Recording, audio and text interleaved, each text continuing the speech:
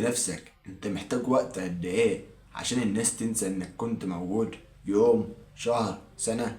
طب ايه رأيك في 1000 يوم؟ 1000 يوم وانت ميت في سريرك والناس بتمشي من قدام بابك وجيرانك بيطبخوا وبياكلوا وبيضحكوا ورا الحيطة اللي انت ساند عليها جثتك، محدش يعرف عنك حاجة.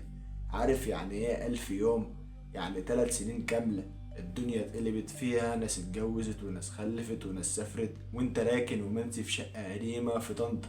سمتك هو اللي بيصرخ ومحدش سمعه. النهاردة مش هحكي لك قصة رعب من وحي الخيال، انا هحكي لك واقعة هزت مصر كلها. قصة المستأجر المنسي اللي كشف بشاعة قلوب البشر وجحود الأهالي اللي يفوق الخيال. احنا قدام مأساة بتقول إن الموت مش هو النهاية، النسيان هو النهاية الحقيقية والأبشع. ركزوا معايا حكواتية في كل تفصيلة، لأن اللي هحكولك النهاردة ممكن يخليك تقوم دلوقتي حالا تخبط على جارك أو ترفع سماعة التليفون وتكلم أخوك اللي ما كلمتوش من سنين. الحكاية دي المراية اللي بتورينا احنا وصلنا لفين. يا أهلا بكم، معكم عبد الرحمن ولحكاية شقة طنطا من حكاوي الدهشان. بتبدأ حكايتنا في مدينة طنطا، ومدينة السيد البدوي، المدينة اللي النفس فيها ما بيتقطعش. في شارع من شوارعها القديمة وفي عمارة عدى عليها أكتر من 60 سنة، شايلة ذكريات أجيال.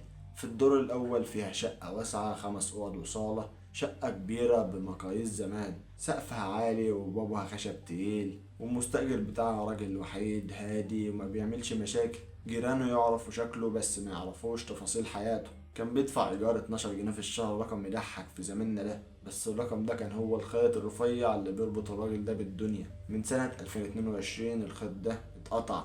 صاحبة البيت سيدة بتدور على حقها بدأت تبعت انذارات، جوابات للمحكمة كانت بتتحشر تحت الباب، والست فاكرة انه بيتهرب منها، ما كانتش تعرف انها بتطارد سراب. عايزك تتخيل معايا المشهد جوه الشقة دي من 2022 ل 2025، أول يوم الروح فرقت فيها الجسد. الدنيا متهزتش والشمس طلعت وتاني يوم غابت. الساعة اللي على الحيطة فضلت تك تك في صمت لحد ما الحجارة فضت ووقفت عند لحظة موت صاحبها. الهدوم المتعلقة بدأ يغطيها تراب ناعم، ومع الوقت الغبار بقى طبقة سميكة. 3 سنين يعني 36 شهر مر علينا، عيد فطر وعيد أضحى ورمضان 3 مرات. تخيلوا ريحة كحك العيد في بيوت الجيران وصوت صلاة التراويح في الجامع اللي جنب البيت، والراجل ده نايم في تلاجة النسيان.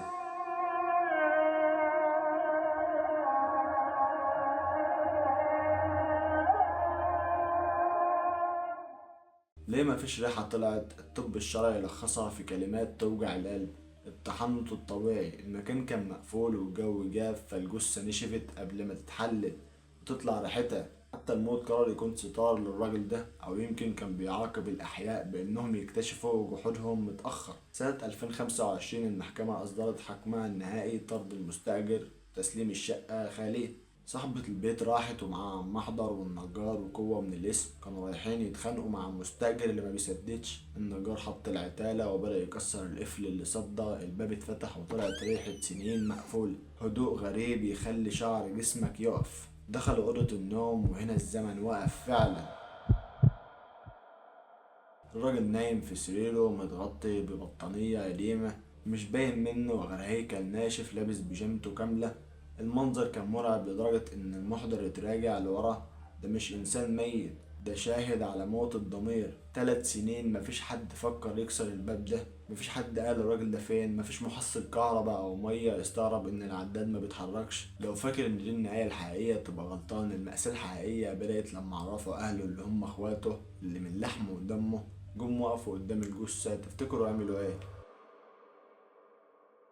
الست صاحبة البيت بتقول بمرارة: رفضوا يستلموا الجثة ورفضوا يخلوا العفش. اخواته قالوا احنا مش عايزين حاجة، سابوه للمشرحة وسابوا هدومه وعفشه وتاريخ حياته مرمي في الشقة، وقالوا لصاحبة البيت اتصرفي انت. يا الله، ايه القسوة دي؟ ده اكرام الميت دفنه.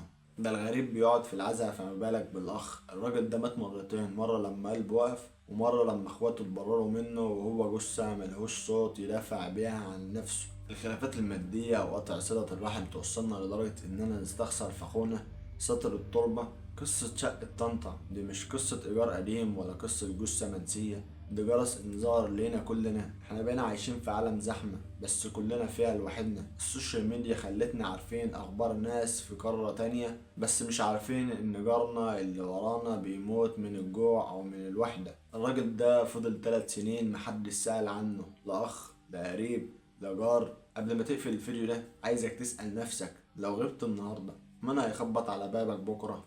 ومين اللي هيستلم جثتك بحب ويودعك؟ الدنيا بتسرقنا بس خليك فاكر الموت لوحده صعب بس الموت منسي. هو الوجع ملوش دوا. ارحموا من في الأرض يرحمكم من في السماء. واطمنوا على بعض قبل ما الأبواب تتقفل والسكوت يبقى هو سيد المكان. وكده نكون وصلنا نهاية حكايتنا. متنسوش الاشتراك في القناة وتفعيل زر الجرس عشان يوصلكوا كل جديد. متنسوش اللايك. وإلى اللقاء في حكاوي أخرى إن شاء الله.